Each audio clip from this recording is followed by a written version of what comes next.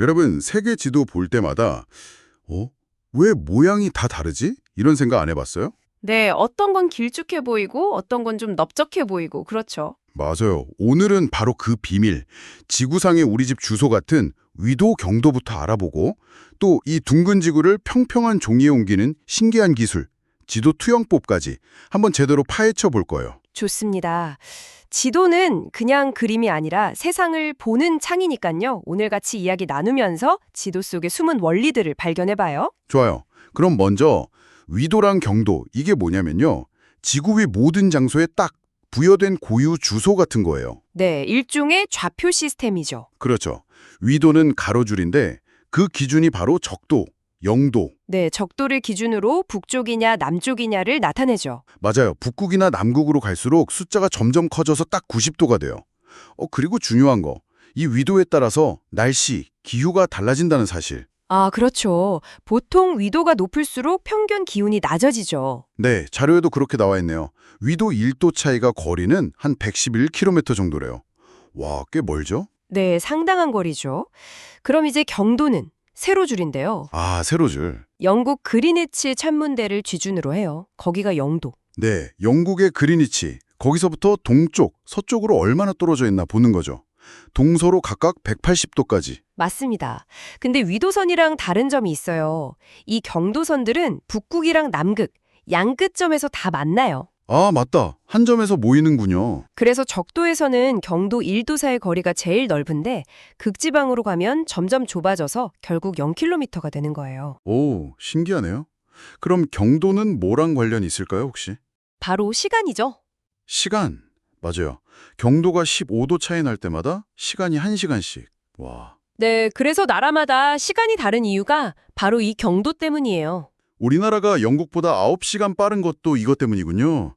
지도에는 보통 북위 N, 남위 S, 동경 E, 서경 W 이렇게 표시하고요. 네, 눈에는 안 보이는 선들이지만 배나 비행기가 길 찾을 때나 또 시간을 정할 때나 아주 중요하게 쓰입니다. 정말 전 세계 어디든 여기 하고 딱 짚을 수 있는 시스템이네요. 그렇죠. 근데 진짜 궁금한 거. 아니, 지구는 둥글잖아요. 축구공처럼. 네, 그렇죠. 입체죠. 근데 지도는 평평하잖아요. 종이나 화면에. 이걸 어떻게 옮기는 걸까요? 오렌지 껍질 벗겨서 평평하게 펼치려고 하면 막 찢어지거나 찌그러지잖아요. 아, 비유가 똥 맞네요. 네, 맞아요. 둥근 지구 표면을 왜곡 없이 평면에 그대로 옮기는 건 불가능해요. 불가능하구나. 네, 그래서 어떤 식으로든 왜곡이 생길 수밖에 없어요. 면적이 늘어나거나, 모양이 찌그러지거나, 거리가 달라지거나요. 그럼 어떻게 해요? 그래서 지도 만드는 사람들이 고민했죠. 어떤 정보를 가장 정확하게 보여줄까? 목적에 따라서 여러 가지 방법을 쓴 거예요. 그게 바로 지도 투영법입니다. 아, 목적에 따라 다른 방법을 쓴다. 그럼 유명한 건 뭐 있어요? 메르카토르 들어봤어요. 네, 메르카토르 도법 아주 유명하죠. 옛날 항해사들이 많이 썼어요. 왜요? 각도가 정확해요.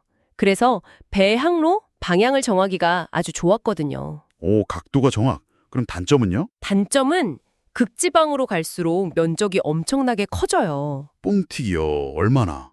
지도에서 그린란드랑 아프리카 크기 한번 보세요. 비슷해 보이지 않나요? 네, 얼추 비슷해 보이는데 설마? 실제로는 아프리카가 그린란드보다 14배나 더 커요. 네, 14배요. 와. 지도만 보면 완전 속겠는데요. 그렇죠. 그래서 면적의 왜곡이 너무 심하다는 비판도 많았어요. 그래서 땅의 실제 크기, 즉 면적 비율을 정확하게 보여주려는 시도도 있었죠. 아, 면적을 정확하게. 네, 그걸 정적 도법이라고 해요. 몰바이데 도법 같은 거 보면 지도가 약간 타원형이죠. 네네, 본 것 같아요.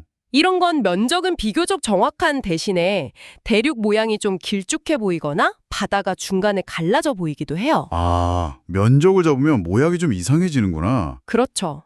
나라별 인구나 자원 분포 같은 걸 볼 때는 이런 지도가 더 유용할 수 있고요. 그럼 각도냐 면적이냐 하나를 얻으면 하나를 포기해야 하는 느낌인데요. 좀 적당히 다 괜찮은 그런 건 없어요? 너무 욕심인가요? 하하, 좋은 질문이에요. 당연히 그런 생각도 했죠. 그래서 나온 게 절충도법이에요. 말 그대로 타협을 한 거죠. 절충. 오, 그거 좋네요. 대표적인 게 로빈슨 도법인데요. 이건 각도, 면적, 거리, 모양, 어느 하나가 완벽하진 않아요. 대신 모든 왜곡을 조금씩 양보해서 전체적으로 봤을 때 실제 지구랑 좀 비슷해 보이는데 싶은 느낌을 주도록 균형을 맞춘 거예요. 아하, 그래서 우리가 보통 보는 세계지도 중에 좀 자연스러워 보이는 게 그걸 수 있겠네요. 맞아요. 그럴 가능성이 높죠. 그럼 요즘 많이 쓰는 건 뭐예요? 아까 메르카토르처럼 네모 반듯한데 면적 왜곡은 좀 줄인 거. 그런 것도 있다던데. 네, 밀러 도법 같은 게 있어요. 메르카토르를 좀 개선해서 극지방 면적 왜곡을 줄이면서도 보기 편한 직사각형 모양을 유지하려고 한 거죠. 이것도 꽤 많이 쓰여요. 와, 진짜 다양하네요. 결국 핵심은 이거예요. 어떤 지도든 완벽할 수는 없지만 그 지도를 왜 쓰는지, 즉 목적에 맞는 가장 좋은 지도는 있다는 거죠. 아, 목적.